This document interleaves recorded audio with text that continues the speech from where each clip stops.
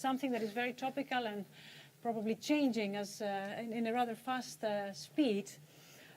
We are very happy to welcome today Dan Hamilton, who is the Executive Director of the Center for Transatlantic Relations at the Johns Hopkins University in Washington, D.C., who has written a report on this issue, Creating the North Atlantic Marketplace for Jobs and Growth. We are very happy that he's going to present the main messages of this report today. And then we have two commentators on the report. Luisa Santos, who is the Director for International Relations, welcome, in Business Europe. And our very own, Andrea Sapir, also an expert on these issues. So we are going to start with a presentation for about 20 minutes, Dan, if that's okay with you. And then we will hear from our panelists for about 10 minutes each. And then, as usual, we will open up the floor for a conversation. So, Dan, without further ado, the floor is yours. Thank you. Thank you, Maria. Thanks to Bruegel for hosting. I'm going to plug Maria as author of a chapter we have in another book we're also presenting later today at the German Marshall Fund, and on the domestic roots of foreign policy in the European United States. And Maria's chapter is about the economic issues within Europe and what it means for European foreign policy. So I'm her agent here as well. So, and Andrea and I worked in the past together. I think what were we, overseers of that first study that was supposed to do what's the numbers on if we did a US-EU agreement. Louisa and Business Europe are always good collaborators, so thank you again for coming. So this is a study, it's fully on our website, transatlanticrelations.org, if you'd just like to get electronically. It's not a big book, but I was concerned that, to put it mildly, thinking had stopped with the election of Donald Trump when it came to our economic relationship. And so this is an effort to try to think through whether there is life after TTIP or not, and the kinds of issues we have to think about. So that's really, it tries to sketch out ways to think. I'm not necessarily advocating a particular path, but I think we have to think harder about the pros and cons of different paths, and also the pros and cons of staying where we are right now, which I call the road to nowhere. So I say creating a North Atlantic marketplace for jobs and growth, three paths that are maybe viable. One detour, which is Brexit, a U-turn, which is we have to get back on track with Turkey, and the road to nowhere, which is the road we're on right now. And I should say just at the outset, the study was done with the support of the Confederation of Norwegian Industry, Économie Suisse, and TÜSİAD, the Turkish Employers Industry Association. And we did a number of meetings, and I appreciate their counsel. I thanked a lot of other people who I shared drafts with. But again, just to be very clear, these thoughts are just mine. They're no one else's. I'm just an independent gadfly, so I don't want to implicate anyone in this, but do appreciate that support. And I have had a number of meetings in Brussels with counterparts, and I appreciate everything that people have done to help with this. So I'd like to just use the PowerPoint just because it gets us through it maybe a little faster, and talk a bit about what's happening. So I would argue the last year, in fact, I think I'm just going to stand for this so they don't get people's way. The current agenda, it seems, is it's just damage limitation every day. It's really not getting us anywhere. There are a lot of landmines out there that you can see. I'm not even going to go through them, but you know what they are. And this seems to be the reality we've been living in across the Atlantic for the last year or so. And so at some point, those landmines are going to go off. We should not have the luxury of thinking that we can kind of just keep in this sort of kind of tenuous situation without really some real damage finally being done. And this is occupying a lot of energy on both sides of the Atlantic. But let me give the setting. I think in order to get to the roads going forward, one has to understand, of course, the world we're in is different than the world when TTIP was launched, when that high-level group was started. And I think it's very important to keep in mind our current and maybe future setting, some other determinative factors. So one is, there is, of course, the digital economy. You know, we have a chapter in the annual survey we do on the digital economy, but it's becoming the economy. And one has to really understand what that means for all sorts of things, not only across the Atlantic, but in the world. It was not such a forceful presence when TTIP started, but it's accelerating, and we have to keep this in mind. I think another is that the changing nature of trade. Trade is really broken up into lots of tasks, lots of intermediate types of trading relationships that when you put something together, you know, made in Germany is often actually assembled in Germany because it's made in lots of different places elsewhere, and all the value-added parts and components come into a place that creates a product. That's the same in the United States, same in lots of places. One has to understand the value chains of trade and not just a number. And that relates to an important thing. If you take a value chain of Europe, chain map of Europe, it's not the same as the institutional map of Europe. And that's becoming even more important because of the next change, which is, of course, Europe itself is changing radically in terms of its institutional makeup, particularly because the United Kingdom is leaving the European Union. And we have to think about that. And if you look at the value chain maps of Europe, European companies, American companies, use all of Europe to do their products and services. Turkey is actually a very important part of the trade connections. Norway, Switzerland, increasingly Eastern Europe. And our survey usually of the transatlantic economy, it shows that U.S. companies have not left Europe, but they're shifting where they do business in Europe. And Poland is becoming a huge place for American manufacturing. There are more jobs now, American companies produce in Poland than I think in Spain.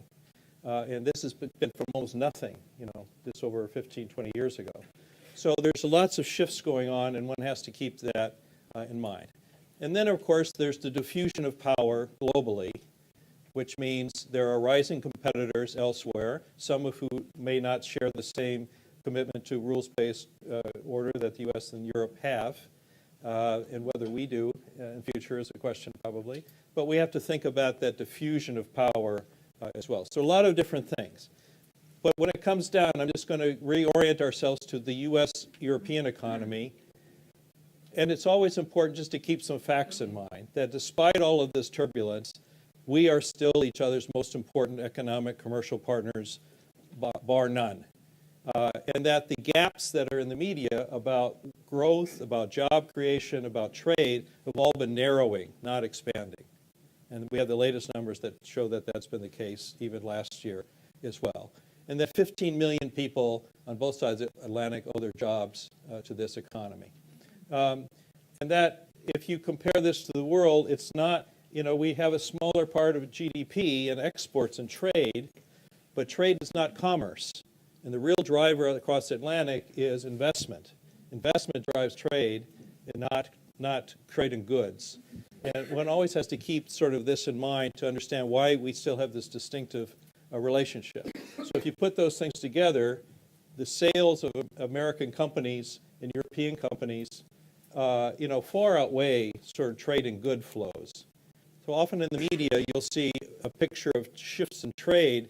They usually just mean trade and goods. They don't include services, and they ignore investment, which is the driver. So one has to be very cautious sometimes when one sees these very quick charts and how they're moving. And this is just quite symbolic of the depth. So the point is, we have a real stake in each other's success because of this intertwined nature. And there's no trend going anywhere else in the world. These are U.S. investment flows going to Europe per decade, and they're going up, not down. American companies are not leaving Europe to go someplace else. They're going within Europe someplace else sometimes, but that's not the same thing. And you see this trend over a long time. This is investment to Europe versus to all the BRICS, Brazil, Russia, India, China. You just see no difference, really.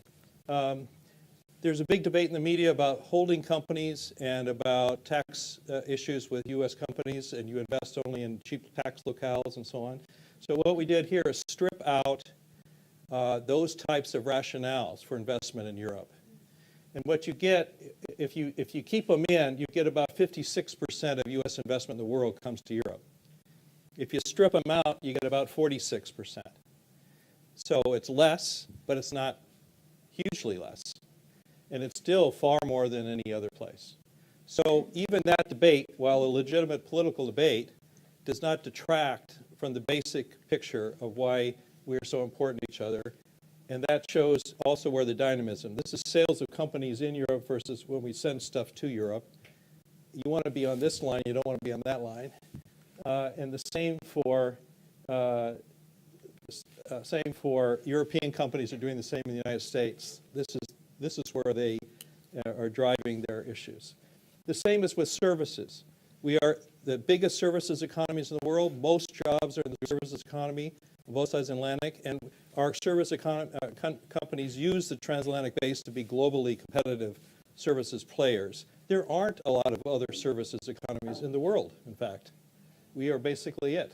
And this is the real dynamic, again, where you see is driven by investment. This is the digital economy. Again, if you what's called digitally enabled services, these are services that could be transferred digitally. You don't know if they are because it's hard to know that, but they could be. So this is an extreme outer projection, but even that shows this dominance across the Atlantic of how we interact in the new digital world, far more than with any other continent. It's just not even really much of a comparison. And that the destination of EU exports of services, the United States is here. That's more than all of Asia and Oceania, just one country. And the EU is by far the most important partner in the digital world for the United States. And so I'll just skip that. So I think it's just important to set the stage. We have a global stage, new trends, but we still have these basic facts about how important we are to each other. So there are different ways to think forward. One, as they say, is where we are right now, the deep freeze, right? The basic impression is the incentives are really low right now to try something big with the Americans, or Americans with Europeans. And the obstacles seem really high, given the political issues we're facing. So why bother? Let's just freeze it. Let's just keep it and not try to do anything else. I think that's the easy out. That's where our governments are right now. I would say that leads us not only to the road of nowhere, we're going to end up in a trade war if we continue down this road. Because there are all those landmines that I showed on the first slide. They're going to blow up. We have a latest issue on steel, aluminum. There was a solar. I mean, these cases are going to come up and up again. And if there's nothing else in terms of relationship, you have nothing to lose, basically. And while some of those things the Trump administration is doing are directed at China, it'll ricochet to Europe just because, again, of the deep integration we have because of that. We are confronting each other at the WTO. And the future of the WTO as an organization could be at issue because of the lack of the U.S. and the EU understanding how we have to work together there. It's not only about us, but we are still the core of making that work. And if we don't have another track, we just put everything in the deep freeze, that is likely to fester, not be frozen. The same with, one should anticipate if we have a negative reaction, why would the administration not want them to try to play the Europeans off against each other? It's so easy to do. The U.S. tends to refrain from that often, but not in a different context where there doesn't seem to be anything to lose. So I think it's not good for Europe. I think the entire privacy shield, the data regulations we have across the Atlantic, already very tenuous, would simply collapse. The Commission would, again, say we have nothing to lose. Let's just declare the Americans are not going along with our guidelines. The whole data protection regulations are coming online. Nobody in the United States even knows what they are, much being ready for them. It's an easy thing to sort of just do that and blow up everything. And that would chill transatlantic commerce because of the digital points I made earlier, where everything's so reliant on that. And if we are so involved with each other on this, then we become the rule takers and not the rule makers in a world of diffuse competition. We start spending time fighting each other than actually turning around and looking at the world that's coming at us. That was one of the original motivations of TTIP. We lost the narrative on that, but that, I think, is it. And we will start to fight each other, and the value chain map of Europe will be disrupted, which means our other allies who are not members of the EU will also suffer, and there will be ricochet for the UK. So I don't see this as a good scenario, but this is where we are. And it's interesting, the US and the EU have said to each other, well, Donald Trump has, taken the US out of the Trans-Pacific Partnership. He's renegotiating the Korea agreement, renegotiating NAFTA, doing all these other things. When it comes to the EU, the administration has stopped and said, well, actually we might want to redo something with the EU. They have not said we want to no TTIP or we don't want to do anything with the EU. They have actually been modestly positive. And the Commission has said basically the same thing. When the time is right, Commissioner Malmström has said, we want maybe entertain that. But the time has not been right. So the question is there a time that's going to be right? And if you think there's no time right, this is the future. So let me point out then a couple options. Another one, I got a good point over here, I would call cherry picking. So this means let's not try to do a big deal, but let's not stay in the deep freeze. Let's try something, TTIP got pretty far. There were a lot of basically agreements within the TTIP framework that we didn't declare as agreements because we weren't done. It was supposed to be one big package. But you could take some and get them to conclusion and do them one by one, case by case, and actually have some wins. You cherry pick the wins. You harvest the wins where you can get them. That won't be a big deal, but it'll be a lot of smaller deals. One idea that could be part of that would be a US-EU zero tariff agreement on goods. I said goods was not a big deal, but where our economies are so big and the differences on tariffs and so on are marginal, relatively seen, that you could maybe make that work, perhaps. It wouldn't be a big impact like the TTIP originally proposed, but it's, again, if Europe grows 2% a year, that creates a market the size of the country of Argentina every year. Not 10% growth in Argentina. It is Argentina. And American companies would do a lot with that if those barriers would be even lower. So you could do something. You get a lot of momentum on the goods trade because of that. The impact on jobs is not as, because the real jobs impact is in the services economy. You get some progress going. You could mean we're not spending time worrying about how we clean chickens with each other, but we turn to food safety issues coming from Southeast Asia or other places where maybe our inspectors aren't spending as much time. We could maybe start to agree on some things in how we approach third countries with high standards. The problem with this is that we did something like this during the Bush administration. We created a Transatlantic Economic Council, which actually still exists. You could probably revive that as part of this option. And it was the idea, we're not going to do something big, so let's make progress wherever we can. This is what they did. No one knew what progress they made. It ended up being, in fact, about how you clean a chicken.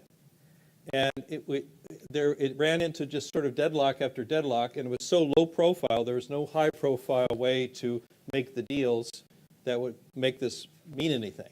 There were sector by sector agreements important for a sector like marine safety, but nobody else cared. So this is marginally better than the deep freeze, but it doesn't do a lot to position us for the global competition we're facing. It doesn't take care of any of these other issues, the digital issues, privacy, all of that. And it says nothing about the wider Europe agenda, which is becoming important for the United States. One has to remember, I hate to say that in the heart of Brussels, but the EU is not Europe. The EU is a big part of Europe. It's becoming a little less of Europe soon. And American companies operate through the whole continent. And I think the EU also has to understand how it's going to have its relationships now with the rest of non-EU Europe. So I think in the new setting, we have to think harder about this piece. A US-EU agreement alone is really important, but it's not going to be enough anymore. So that's the cherry picking. Well, let's go back to TTIP. This is what on record officially the Trump administration is still talking about. You could still put in maybe some differences to translate zero on goods, like I said, but we want to open the services markets because that's where the real gains are. The EU #1 approach on TTIP has been to open the U.S. public procurement market, and we have to deal with rule of origin issues. It's a whole bunch of regulatory agreements, and the thing they didn't do in the TTIP in the past was make it an open platform for third countries. At the end of the TTIP, they started talking about that, but they didn't say what that would be. And I've always argued strongly that that was a mistake, that because it created the impression this was the U.S. and the EU closing up Fortress Europe. I don't think that was the intent, but because the narrative wasn't done well, that's where we got. Seems very hard to me, given European politics, to do a TTIP with the Trump administration. You can correct me if I'm wrong. That's my sense of European politics at the moment. So I think it'd be toxic, even if you change the name, which you probably have to do. Because I think in Europe, you see huge public anxieties on trade today, as you do in the United States. They take a somewhat different form. But in Europe, they're directing it at the Commission in some ways. So if the Commission to step forward and say, well, now actually we just want to get back on track with the Americans and the Trump administration, I think we'd have some political issues here. I think the investor-state dispute settlement provisions of TTIP turned out to be a deal breaker for the Europeans in particular, although there's also opposition in the United States. And I think any effort to do TTIP again has to take account of that in some way. And I don't believe the U.S. will ever agree to the EU proposal for a multilateral system. This won't happen under any administration. It's not a political issue. And if you did this again with this current administration, all of the EU interests in the forward progressive leaning areas of labor and environment probably wouldn't be happening. And it says nothing again about Brexit. A US-EU TTIP deal doesn't say anything. So this seems a little wackelig, as the Germans would say, a little shaky. So let me give you a different idea, which is what I call the North Atlantic marketplace. And again, this is just another option. I'm not saying necessarily this is what we need to do, but I think we need to think differently given the current situation. That's the main point. This is an effort to simply think differently. The high-level group that came up with the TTIP was called the High-Level Working Group on Jobs and Growth, not trade. TTIP, the narrative became as if trade was the means, was the goal, a trade agreement. Well, but really? Isn't the goal jobs and growth? Trade is a means to an end. It's not the end. The political end has to be good jobs, better jobs, keep your job, train for a new job, and let's have economic growth so people can share on a broadening pie across the Atlantic. That, it seems to me, is the argument for this option. That means you get rid of the idea that this is all about a trade agreement, because I said trade isn't even the driver here. You don't limit it to a single undertaking in the trade jargon that's all about one package like TTIP was. You start to think about a series of bilateral, what I call job and growth agreements, a JAGA, pardon the acronym, but we're here in Brussels, so it's okay. And think about it with all of Europe. So a US-EU JAGA could be a core, but it wouldn't mean you couldn't do a US-UK JAGA. In fact, a EU-UK JAGA, and I'll come to what that means.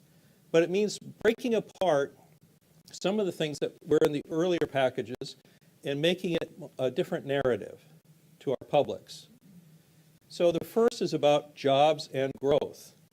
Much of the debate and the anxieties on both sides of the Atlantic today are about, are the job I have going to stay, is it still going to be there, given all the change in the economy?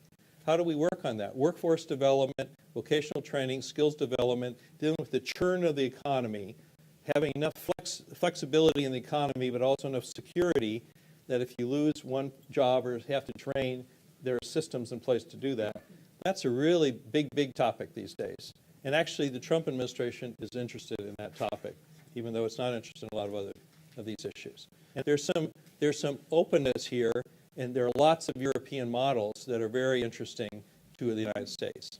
And in fact, it's not, in fact, where the federal government in the United States has the main authority. It's the governors and it's U.S. states. There are lots of innovative models happening in U.S. states today that are coming from Europe.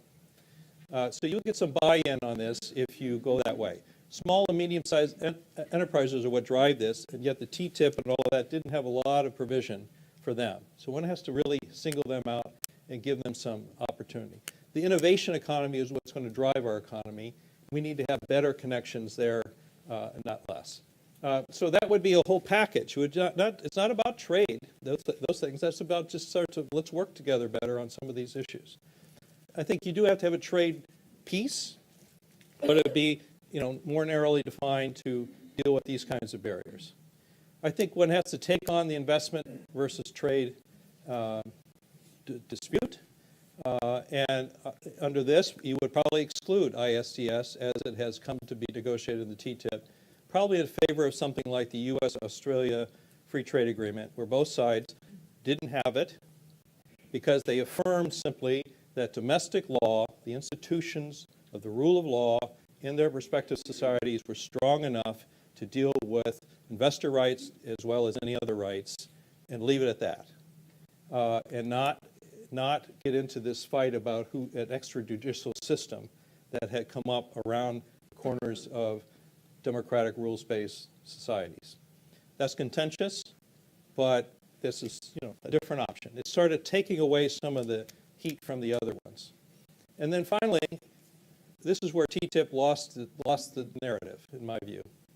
Somehow along the way, I don't think it was the intent, but somewhere along the way, the narrative started to be that trade negotiators in Brussels and Washington were going to strike deals over the heads of regulators to get some market access improvement because it was all one big package and started talking about regulation. That wasn't the case. The regulators were really in charge of those types of regulator-to-regulator dialogues, but that was the narrative, and that became toxic because people said, how can that be, right? These are regulations that come up from society, all sorts of ways we do that. How food is clean, how safety and all that stuff. We can't just give that away because we want public procurement. And so I think we should return to what it really was about before and should be about, and that's the narrative. We want to work across the Atlantic with our regulators to get them to be better regulators. That's to help them do their job better, not to give up their job.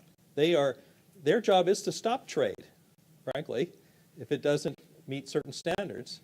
But given the world, the setting I mentioned, the world we're in, it's very hard to know, given limited bureaucratic resources, whether you're able to, in fact, inspect everything or have procedures in place.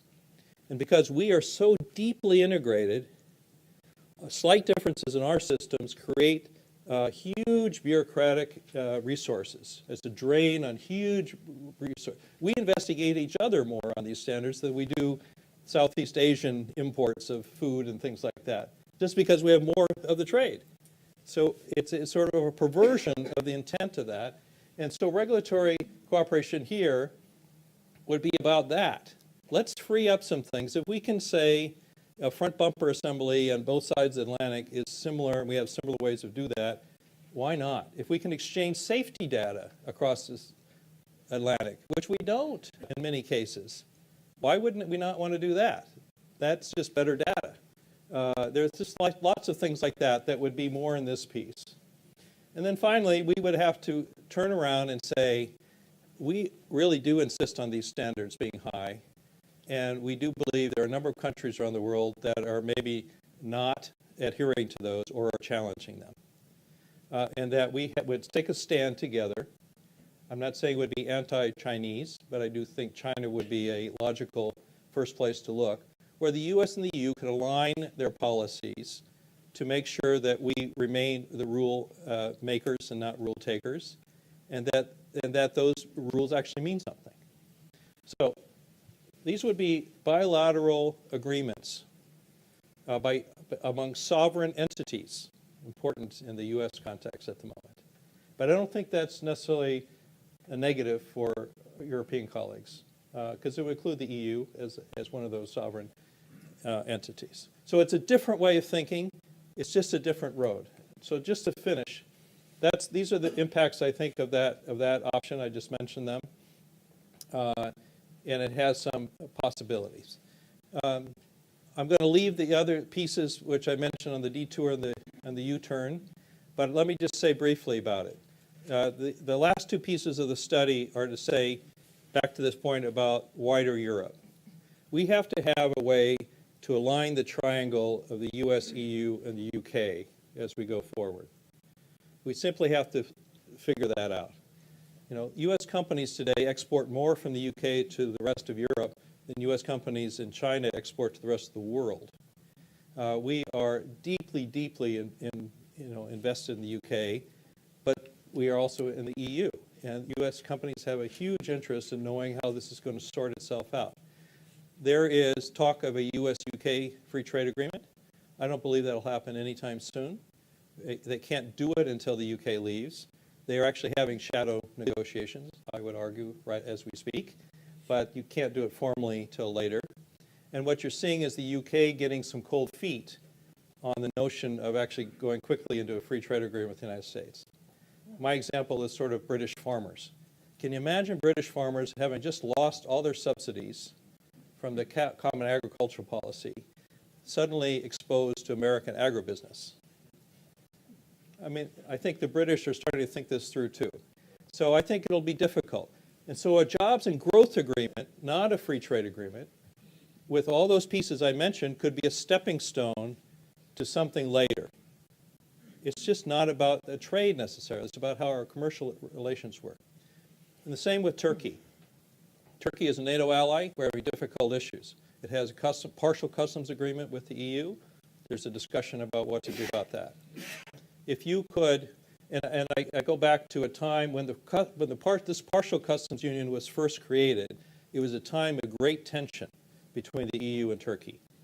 And the way, if you know the history on that quickly, the way both sides got out of that really turbulent time was to move forward, not backward, and to build an economic component into a relationship that then had some real teeth to it. And that was the success of the partial customs union. But it's partial, and that's the debate today, whether the EU and Turkey should modernize and expand it. But the U.S. piece of this is important because, and now I'm doing more of the foreign policy part of this, we are in a tense relationship with Turkey right now as allies. It might have been eased a little bit a few days ago. But one reason why that's such a tense relationship is that it's a skewed relationship. We are military allies, and the security and the military dimension of the U.S.-Turkey bilateral relationship is just overwhelming. And we don't have anything really in place for our economic relationship to sort of balance it out a little bit, to have other ways of having conversations. And so a U.S.-Turkey jobs and growth agreement would not be against anybody else. It would not be a free trade agreement because I don't think either side is ready for that. Again, it would be a stepping stone to sort of add some balance to a very skewed relationship and maybe help with this value chain map of Europe. So that's the quick summary on those two chapters. So I'll stop here, but I thank you for listening. Thank you. Thank you very much, Dan, for this very interesting. I'm going to give the word to our panelists here, but just if I may add perhaps one comment that we can perhaps pick up later on in the discussion. I mean, I certainly think the idea of having no trade agreements but having agreements on growth and jobs is really a very good way of understanding what the end point is. But one of the anxieties that trade agreements bring, certainly in the public sphere, is this idea of distribution. So there are those who benefit from these trade agreements and those who lose from these trade agreements. So I was wondering if there is a dimension you could add to your suggestion of jobs and growth and equitable distributions as a way of reducing some of the opposition that we've seen, certainly in this part of the world, on trade agreements in general. But since the US is such a big partner in this respect, most of the anxiety is typically directed to the US. But I will let our panelists actually make their own suggestions. Luisa, may I give the floor to you first, and then Andrea will move after that. Thank you very much. Well, and thank you, Dan, for your presentation. I think it was very, very interesting, and it gives us a lot of food for thought. I will try to bring here a punchy perspective, because of course you mentioned the freeze, the current freeze. I would not say we are in a freeze. We are actually in a dynamic, but it's more of a negative dynamic than a positive one. Because if it were a freeze, things would stay normally, we wouldn't talk. Right now, the US is in our agenda, at least here in Europe, not for positive reasons, but for negative reasons. And we are trying to look for positive reasons to continue to engage in the US, but frankly, there are not many. So one thing we definitely need to make sure is that this negative environment does not contaminate what exists already. And I think we've been, as business community, both in EU and US, trying to make sure that we keep business out of the picture. But we can't, as you said. I mean, it's not just it's not just exports or imports, it's investment. And that's why, precisely because the investment is key, that's why all this agenda of the current administration of balancing trade deficits is wrong. It's pointless, because if you're talking about investment, if that is investment that is driving a relation, it's normally that you need to import to be able to export as well. So this idea that I'm going to block imports from Europe or from around the world, but especially from Europe, because I see a surge in our imports, and this is bad for American business, and this is bad for the country, this negative is skewed. And we need to change it. And it's not easy to change it right now, because it's very much the present negative narrative in the US. And I just came back from the US last week. So the other point I would like to raise is that Europe is not in the map. China's in the map, NAFTA is in the map, Europe is not. Is this bad or not bad or positive? Well, we can say is positive in the sense that we are not the immediate target, at least not openly. But what happens, of course, is we are not seen as a strategic partner. The idea of a strategic partnership is gone. At least I don't see it. In the discussions we had with senior officials in the US, this is not there. So how can we change the situation and say, look, we are strategic partners. It's not just trade and investment is even more important than that. And if we want both to find a common ground to deal with a country like China, we need to change this narrative, and we need that the US administration sees Europe as an ally. And this is important also for your jobs and growth agenda and partnership, because if this doesn't change, then we are treated like China. Why should we be treated differently?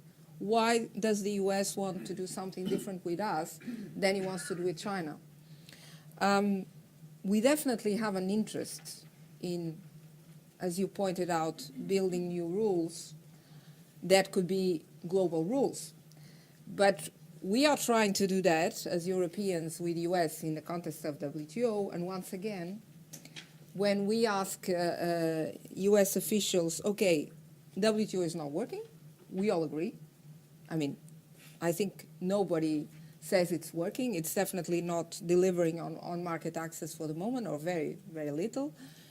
And then it's definitely not delivering on rules either. That's one of the areas where both us Europeans and Americans have an interest in that the WTO starts delivering also on rules, if not on market access. So, but right now, the view in the US, and I'm talking about administration, I'm not talking about business, is the system is flawed, the system is not in favor of US interest, this is not a good system. But when you try to engage and say, okay, how can we improve the system? Because that's the idea. I mean, we are also ready to improve the system as Europeans, and we have an interest to work with Americans, and with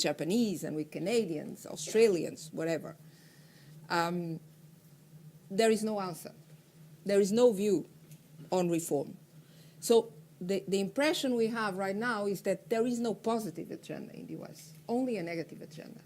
The only positive agenda that the US administration was able to put on the table was a tax reform.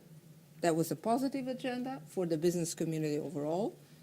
We still have to see, as Europeans, some provisions on that legislation that might be discriminatory or not. But overall, if we consider overall, it's a positive agenda. But all the rest is very negative. We need to control imports. We need to make sure we have more options to balance our trade agreements. And we keep having a lot of risks on the table. Will the US pull out of NAFTA? Will the US pull out of Coros? What will happen? So we have every bit to be negative. Now, how can we change this narrative also from the European side? And when I'm talking about the European, I'm talking not just EU, I'm talking everyone, because this includes Turkey, includes Norway, includes Switzerland, all the Europeans.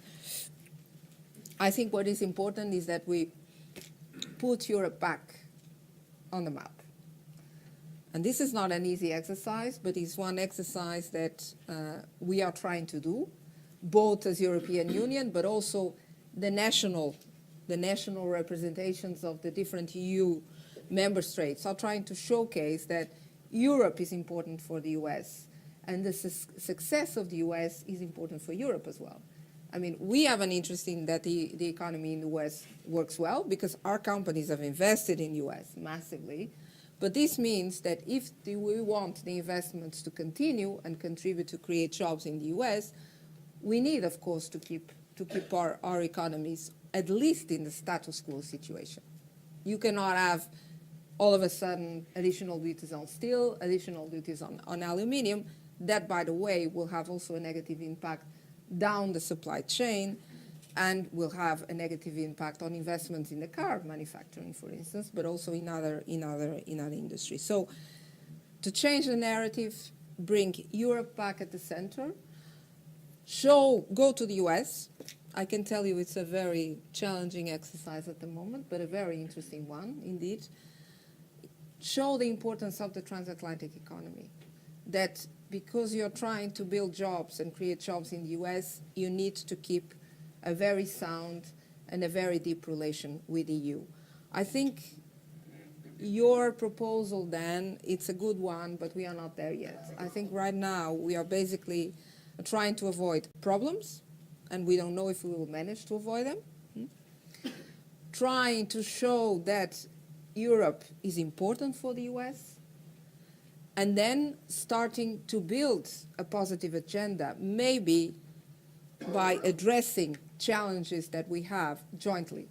But also here, I mean, we still have to do a work. We still have to convince that, okay, we need to address the issue of China, but it's not by being completely aggressive. We need to have a good balance. We need to use rules. We need to have existing framework to engage China. And second, that if the multilateral system is not working, if international organizations are not working, then it's up to us to reform it. The EU and the US have created the system. If the system is flawed at the moment, if it needs to be corrected, it's both, again, to the EU and the US to come back and propose a change. But not just say, it's bad, with nothing as an alternative. So before we reach your proposal, I think we need to do all these steps, because right now we are very, very apart in even thinking about a trade agreement or an agreement of some sort. Of course, this does not exclude that regulators continue to speak. The question, of course, is how much can we achieve from this regulatory dialogue when you don't really have a push there to deliver some results. So again, on a case-by-case basis, this could be done. But I think right now the main important for us as priority is to ensure that Europe is seen as a strategic partner by the US. I think that's our priority for the moment. Thank you. Thank you very much, Luisa. Thank you for these comments. So just a quick question on some of the arguments you're making. But on the one hand, you have the numbers, and the numbers that Dan showed are quite clearly the transatlantic economy is very big and is the biggest by comparison to anything else. So what is at the heart of the lack of interest in the US in considering the US strategic ally? I think that, this comes back from the idea of all this policy America first. The fact that the US is perceived as being subject of mistreatment by the international order and by all partners. The main problem is China, but of course the US is going to see all the deficits it has. And it has deficits with a number of countries, including the ones that are next to the border, including Canada, including Mexico. I mean, the US does not see Canada either as a strategic partner. If you see what is happening with Canada and all the measures that are also being put on Canada, it means that everyone is treated in the same way, with China, I would say, being in a different category. But all the rest is more or less the same. So I'm not saying that deliberately there is a negative narrative towards Europe, but Europe is not in the map and is not considered as a natural ally of the US to tackle some of the challenges that the US faces, but we're also facing. Okay. So I think that's the main issue right now. Okay, so the inability to differentiate the current account from the capital account seems to be a driver in the perceptions, at least. But okay, Andre, can I ask you to give your thoughts on these issues, and then we'll turn back to Dan. Okay, my thoughts are very simple. I'm pretty much in agreement with Luisa. Dark picture. No, I think Dan already painted a fairly dark picture, but then give us some light at the end, and I mean that's good. I mean that's our job, right? To propose some light in a difficult environment, and I think we should be grateful to you for making the proposals that you put forward. A modest one. I mean, as you said yourself, it's a modest proposal, but I think we just heard from Luisa that even that modest proposal. The environment is not there for that to fly, and so she closed the light in a sense. Unfortunately, not with glee, but with open eyes. And so it's hard to disagree with her. It's hard to disagree both with sort of this picture that we are in a situation where. The notion of rules and the notion of a rules-based system, multilateral or even regional, to speak of NAFTA, indeed, seems hard to maintain. And yet we are indeed at a time, and China was mentioned by both of you, we are indeed in a need, given the changing political and economic powers in the world. In a sense, we are more than ever in need of a rules-based system. It's more difficult, obviously, to have a rules-based system where the main actors can agree on those rules, and yet not to have the rules can quickly degenerate into a really, really big fight. So this is really where the world is, in this sort of crossroads where it's more difficult than ever and more necessary than ever. And that requires incredible amount of wisdom on the part of the main actors, of which the United States and the European Union are two of those main actors. I would not single them out as the only main actors, but they are certainly historically, at least since World War II, they've been the pillars of the system. And they have a joint interest to continue to have a system, although a revised probably system. And so, that kind of narrative seems to be extremely difficult to put forward or to agree upon. Now, what can one do in this extremely, I think, difficult environment?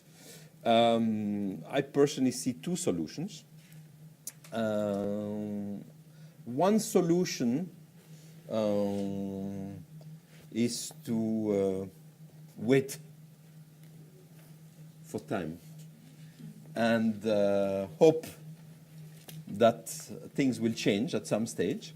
But I agree that avenue, which is a tempting avenue on the one hand, and talk to various sort of parties, including obviously business, because the numbers that you've put forward shows that there is tremendous interest on the part of business here, or the cost of some of those measures that are being discussed, of which the EU would be either directly or indirectly targeted. Because I think you're very right that even if it's Mexico, well, the EU has a free trade agreement with Mexico, which is upgrading. It's necessarily going to have the EU is going to be cut in this. Whatever, China, wherever, we are in a global world with global value chains. And so it doesn't have to be European firms in Europe that need to be targeted. It can be, European firms that are targeted through some other countries. So I think you're very right that there's a lot of risk. And, okay, one way to deal with that, okay, let's sort of business play an important role at the moment, more than before, in a sense, and keep low on the political level because there's no avenue. Okay, I think that is not unreasonable, but it may prove not to be sufficient.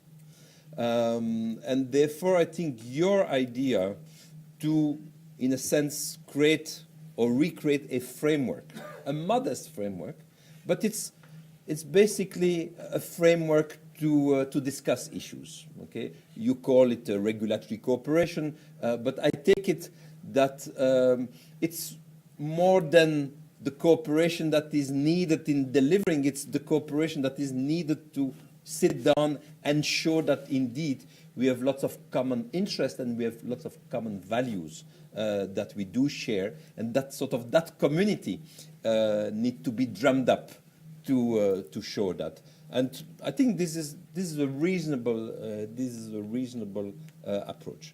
Let me, however, give one example that on one area of regulatory cooperation that does worry me, and this is an area where there's been, in the past, there had been quite a bit of cooperation, quite a bit of convergence, even formal agreement between the EU and the US. But now I think giving rise to less and less traction. And this is competition policy. I think it would be fair to say, at least from the EU side, that our antitrust, I mean, in the EU we have competition policy for state aid and antitrust. I'm talking of the antitrust here part, sort of, which is, what the US has as well. I think it would be fair to say that the EU competition policy, which is long-standing, right, since the Treaty of Rome, but which has evolved and become much more important, has evolved towards the US framework. Okay, the US framework is an old framework, and there's been, convergence little by little, and there is indeed still a memorandum of understanding between DG Competition and the US Department of Justice Antitrust Division. And yet we do see that more and more, and that was already, by the way, true before this administration. So I think it's a trend that did not start in January of last year. That was there already before, but probably accelerating. That in some of the major areas, and some of the major areas we know includes some of the digital economy, but not only there, but certainly that's a very crucial area. We see that on the EU side, we have DG competition, which is extremely active. And we see a US side, which has become fairly inactive. And that is bound to create a lot of difficulties, all the more so if you recognize that many of those firms are US firms, or US-based firms that operate obviously globally, that operate also in the EU. There is also the dimension of the tax matters. It's there in Europe, also being used through partly the competition, because this is one of our strong instruments. So, we are using it sometimes for want of something else. But it's clear that the competition side here is extremely active and very inactive in the US. And in a sense, there is an area for natural cooperation that in principle we have fairly similar frameworks for the reason that I indicated before, and yet we see that there we are not converging, we are diverging. So I would say that in your regulatory convergence agenda, I would very much include this matter and look at areas where we are diverging, and where this divergence is also part of the landmines that you discussed at the start. So it's not a very bright conclusion, but I think I basically agreed with Louisa. I agree with you also. I mean, you did not paint something very enthusiastic, but I agree with you that we do need to keep the bicycle rolling. Thank you, Andrea. Dan, any quick reactions, and then we can take some brief. I mean, if yeah. I don't want to be unfair, but to sum it up, it's the wait and hope strategy. Yeah. And my basic point was that's not going to work. Yeah. Waiting and hope is not a strategy. Mm-hmm. So I painted, I hope, a realistic picture, and I tried to say we are skirting through so far a whole bunch of landmines, but they're going to start to blow up on us, and because we don't have anything else there. There's old American saying, you can't beat something with nothing. Mm-hmm. And we got nothing. That's my main point. Standing still means losing ground. We are in a freeze at the official level. They're just not doing anything. Mm-hmm. And in the meantime, everything keeps getting worse. And that was my point. I quit speaking quickly, but we're not keeping things frozen. We're letting them fester. Mm-hmm. And sometimes they start to pop. And I really do think the thing that's really going to get us is this digital stuff, because there we have diverged. The EU is about to impose a whole new set of extraterritorial regulations, back to multilateralism, applying EU law around the world to anybody. And no one in the United States knows much about this at all, and it's heading right our way. And then the Privacy Shield, I think, skirted disaster in the fall, but this has to keep getting reviewed, and it's just too easy for that to fall because it's too fragile.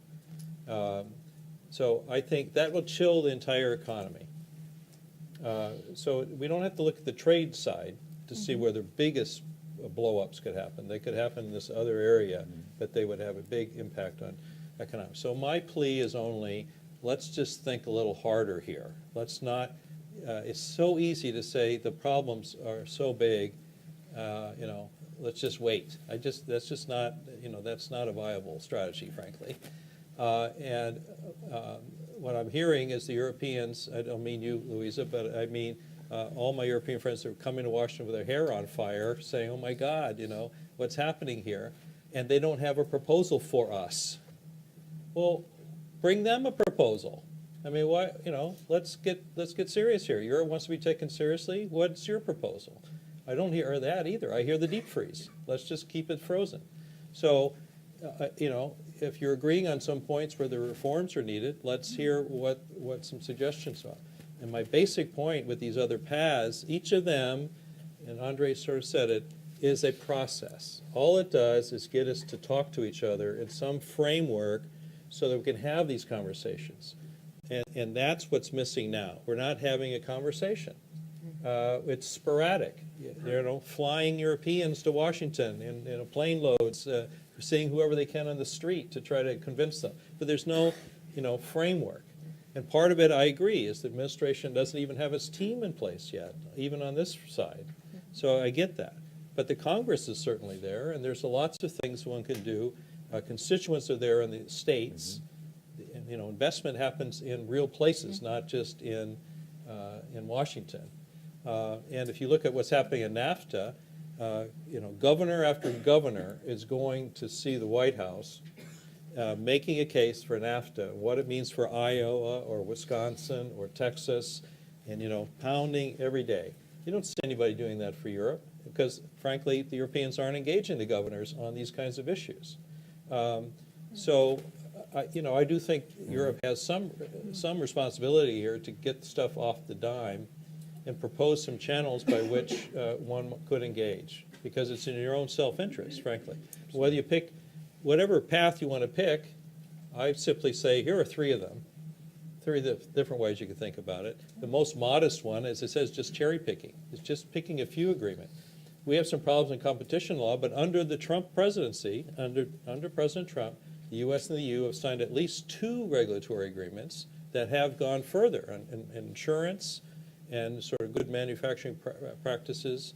And so things are possible, and that's the point of that option. They're all below the radar screen. Nobody knows they're happening because you're letting people just do their job and don't get at the high political drama.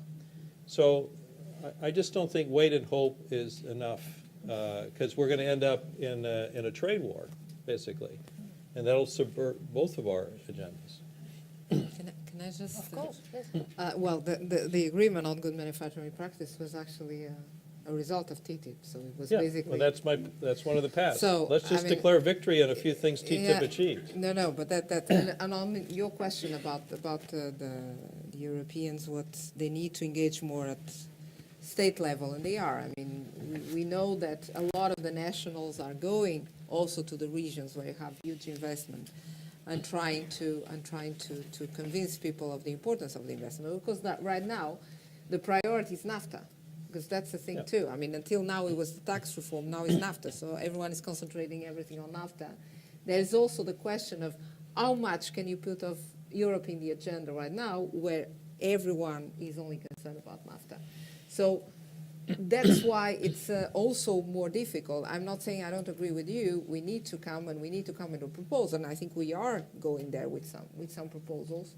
Let's work on WTO reform. Let's work on China, and maybe yes, we can do something together. But I don't see at the moment Europe at least coming up already with a proposal when we don't even agree to work on international issues. I mean, we have an issue with sanctions as well. I didn't mention that, but it's definitely one of those issues that can bring also a major disruption if we don't work together on implementation, and if the U.S. decides simply to drop out of the Iran deal.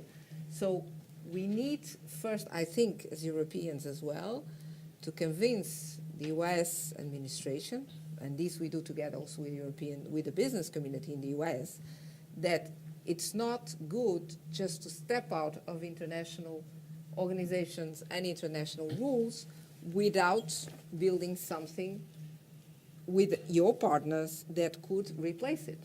Because right now what it looks like is that, okay, I don't agree with the system, but I'm going to work outside the system. That's the view. I'm going to work outside the system, and this is not an option, and we need to create a new system. We need to convince also that working outside is not better, I think. Lovely, thank you very much. But we have 15 minutes, so let's just open the floor for some questions, and then we'll turn it back to the panelists. Question here at the front? We can collect questions from there. Just the microphone, if you don't mind, because we are live streaming. From Academy Suisse. I have one thing which I was really which was a thing I thought you said quite quickly and quite well, was about jobs and growth, and it is one of the soaring issues when it comes to trade, but also digitalization. Everybody is afraid of losing jobs, but the point is nobody is looking at the facts, and we have looked at the facts in 2015 on jobs changing in structure in Switzerland, and guess what? 10% of all average jobs yearly are getting lost, and 10%, more than 10%, are being created again. Today, we're not even through the digitalization, and we are a very open economy. Nobody's talking about this. We're talking about 400,000 jobs being lost and created at the same time in 1 year. And that's something we should really put on the table as well, from our federations, from the organizations and the institutions, to tell the people and the politicians, apparently, because the Americans haven't got it, what is really happening. Jobs are not the issue. They are being created if the circumstances are right. And the circumstances are a new trade policy and openness. How do you address this? I think this is one of the main points on the future to discuss it publicly. Thank you. There was a question there. There, just there. Thank you very much for for your introduction. My background is with the European trade union movement. First of all, you say that the road to nowhere was leading to a trade war. You try to explain to us a little bit what you meant, but I'm afraid that this is not perceived at all, and that most people believe that this road is better than another TTIP, whether or not it's called TTIP. So I think that point is certainly not perceived by people.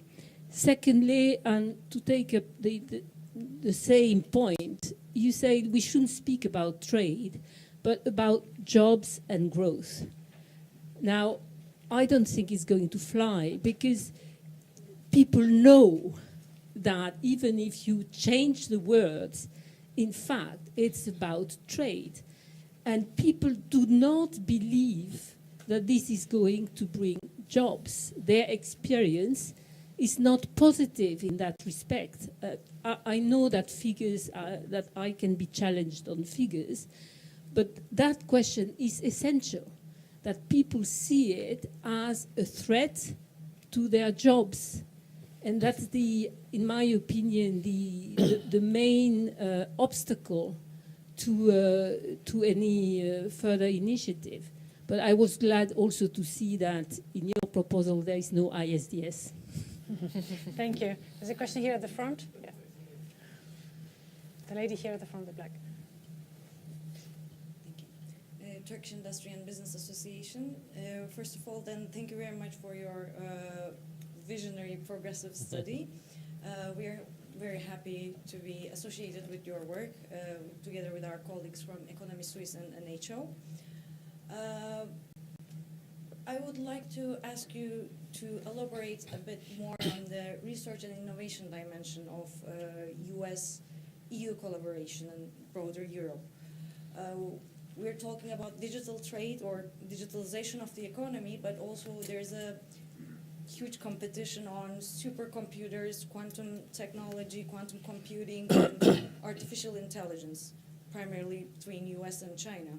How the future of any type of economic collaboration between EU and US can play a role in this competition. It is also not just a matter of growth and trade, in fact, but also about these technologies can provide us with solutions when it comes to climate change or health crisis, etc. So therefore, I would like to get your views. Okay, excuse me, we are coming close to the end. I'll take one more question, then I'll give the floor back to Dan here, the gentleman here at the front. Thank you. Thomas Schneider, Chairman, Association of Managers. Mrs. Santos, you pictured a very bleak picture of Europe vis-à-vis the American activities towards isolation and imposing favorite tax regime, which lures away a lot of business from Europe. Germany, as the largest economy in Europe and one of the larger exporters, by the way, is currently facing an impasse because the formation of the new government takes ages and ages, which has an impact on European matters. Do you expect once in the course of this year the German government will be reformed and to get a new one? Could it give a new impetus to the considerations how to reform and to revive the negotiations with the United States? Thank you.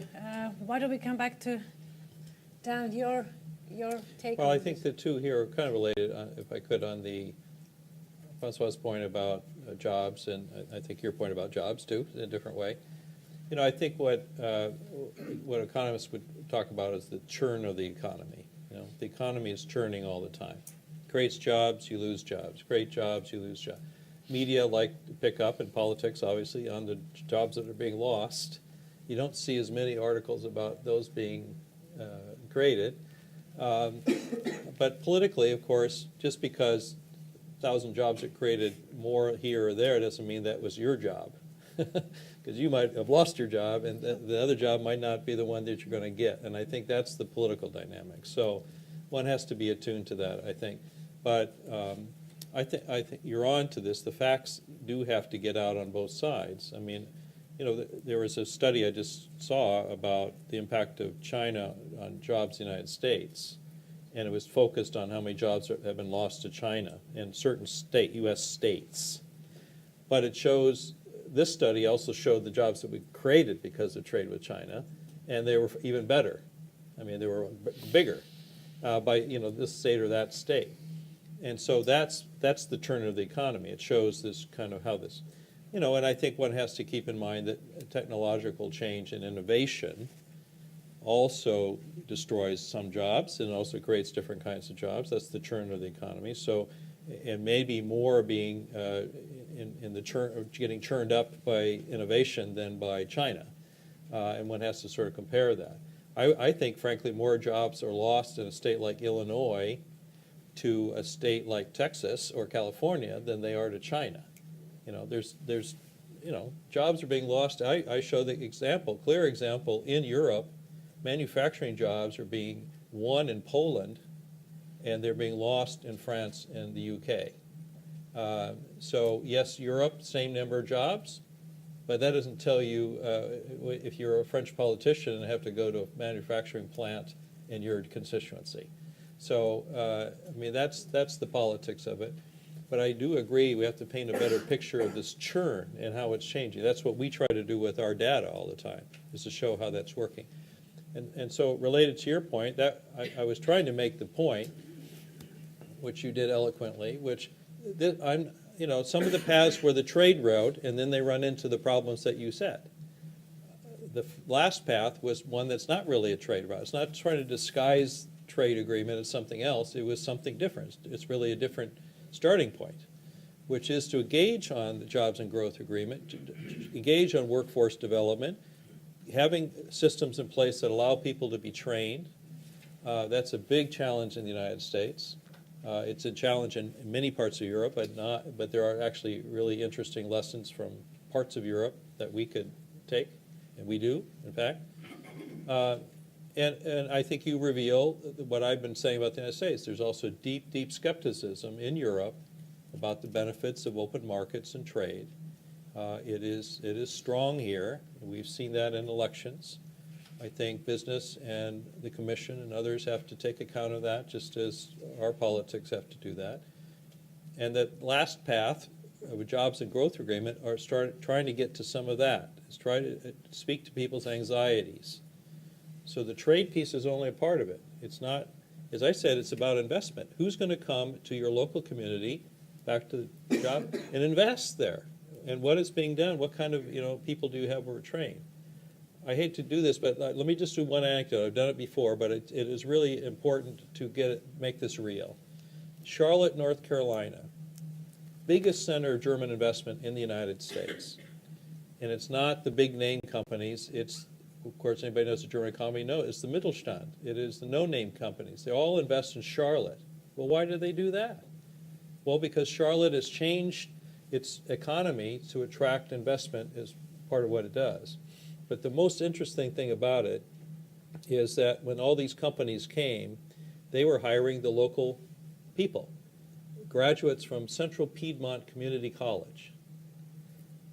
And after a time, they said to the president of that college, you know, you're not training your graduates to meet our German standards, right? And he said, well, what do we do? And so the Carolinas Partnership, the business association for the region, had partnered with the Trade and Handelskammer, Trade, whatever it is, association in Karlsruhe, Germany. And instead of competing with each other, they said, we'll send you business. Somebody wants to invest in one or the other, we'll tell them how great your region is. And they created with the college, the community college, the German companies, and these two chambers, a certification system so that a graduate from Central Piedmont Community College is being certified by Karlsruhe that they have met the standards of a German industry in a certain sector, engineering or something.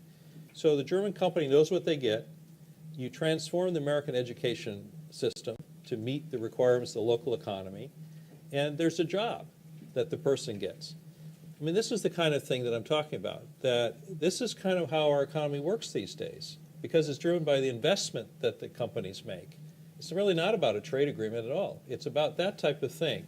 And I think there's lots of interest in parts of the United States to do that type of thing. So on the innovation, this is the other end of it, we are still so deeply tied to the innovation economy across the Atlantic. You know, American companies are by far the biggest investors in the European innovation economy. Europe's R&D economy is hugely dependent on continued U.S. investment at high-end R&D, you know, cutting-edge technology. And the same is true in the United States. Switzerland is a superpower in terms of R&D investment in the United States. The U.S. has become Switzerland's R&D, you know, laboratory, and a huge. I mean, just really staggering for a country the size of Switzerland. How much of that is done in the U.S. and pharmaceuticals, but lots of other areas. And it's really the bottom line to Switzerland's continued global competitive advantage to have that link. So anything that cuts off that link or challenges is going to be really, really bad for Switzerland, but it's going to be really bad for the high-end employees who work for those companies. So I think the more we can do to facilitate, that's why I talk about the innovation economy, find those areas where we can do more, get our National Science Foundation, all these kinds of groupings together. We have a whole system, in the United States of the national laboratories that's high-end, cutting-edge innovation. Have them be plugged in. My point is, we don't have a US-EU framework for this. This is a weak link. This is a very, very weak link. We don't have a process, a way of talking to each other to channel these energies in ways that position us for the future that we're facing. And these are the kinds of things I think could be just done in a different form. You don't have to wrap these in a trade agreement. Let's just work on it. Let's just do it. Great. Lisa, did you want to react to that point that was addressed to you? Yeah. Well, on the German government, of course, we all hope that we have a German government for the sake of our trade policy in general as well, not only the US, and to counterbalance some other governments who might have some strange views about trade. But on the US in particular, well, we all know that the US wanted some time ago to negotiate a trade deal with Germany precisely because of this idea of trade deficit. The president. Yes. The person of Donald Trump. Yes. The person of Donald Trump, but not only, because there were also other people in the Until White the chancellor House. told him 8 times you can't do that. You can't do that, exactly. So, I mean, I'm not sure if it will make a specific difference in this particular case of the US. Again, I think the important thing, and I don't want to leave here with the idea that we're all very negative. We're not. Hopefully, things will improve. But I think, hopefully, but proactively. So I think we need to engage more with the U.S. But of course, we cannot be speaking alone, and that's the problem right now. We sense that we are speaking a little bit alone. So when we say we need to give time, I think is on that perspective, is that time will show also that the relation with Europe is too big and too important not to be at the forefront of the agenda of this administration. And we need to do that by showcasing the importance. Maybe not proposing already something now, because I don't know how open they are to new proposals, because we tried. There doesn't seem to be a lot of openness. I'm also giving the benefit of the doubt because you have a lot of people in the administration that are not there. We are waiting for the deputy USTR that deals with Europe, so that might be important as well, the one that deals with the WTO as well. So maybe with these two posts filled, maybe we'll have, more opportunities to engage with the US in a positive way. Until then, I think we need to continue to engage, of course, and we as business are not only at European level but also at national level, precisely to showcase that it's not by blocking imports from Europe that you address the problem of trade deficits or of jobs. On the contrary, you could have a negative impact also on the US economy, and yes, and proposing areas where we can work together. WTO reform, China, but engaging China, because I think that's important, is also that we cannot do, whatever we do cannot be perceived, this is China bashing only, and we have a lot of critics on China, of course, but it's important that we also make sure that China is engaged in the process, because otherwise we will have a trade war, and that's something nobody wants. Thank you very much, Lisa. And Andre, any final thoughts? No final thoughts. I think the picture conversation is important. I think what we are doing in the area of climate change, not with Washington. Beyond Washington, yes, that's the right approach. But around Washington. Not around Washington, but throughout the country. And one does see that indeed in the US there is a lot of interest for that in different constituencies, different states, cities. And I think that's the way to go for the moment. Yeah. So it's to stay engaged, but not stay focused on Washington. Okay, well, I'm afraid that's all we have time for today. Thank you very much both for coming, and Andre for your comments. And please join me in thanking the panelists for this event.